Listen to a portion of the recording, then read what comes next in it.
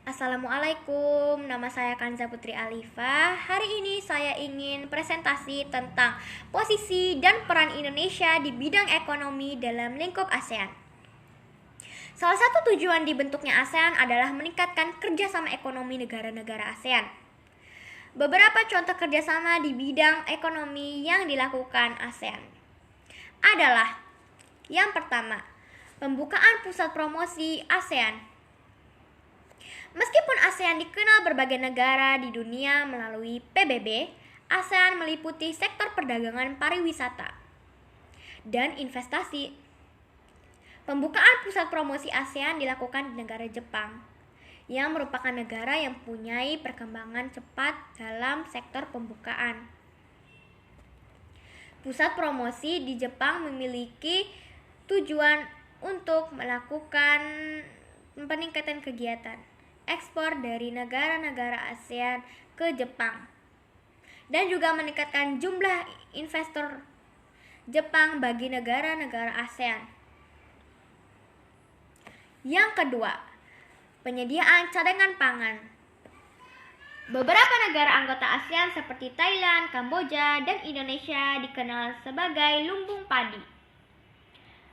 padi ASEAN. Sampai sekarang, negara-negara tersebut konsisten dalam penyediaan cadangan pangan bagi negara-negara anggota ASEAN. Bentuk kerjasama dalam penyediaan cadangan pangan tidak hanya dilakukan untuk kerjasama dalam penyediaan cadangan pangan tidak hanya dilakukan untuk kerjasama yang saling menguntungkan, tetapi juga dalam keadaan yang darurat.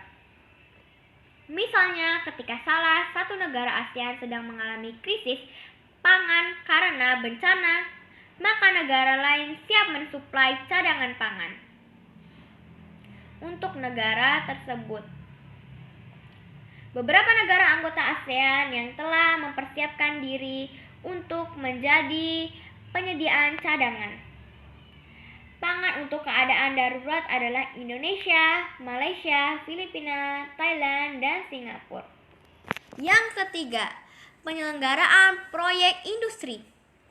Dalam menjalin kerjasama di bidang ekonomi, negara-negara anggota ASEAN membangun beberapa proyek industri yang meliputi industri pupuk tembaga, vaksin, dan abu soda.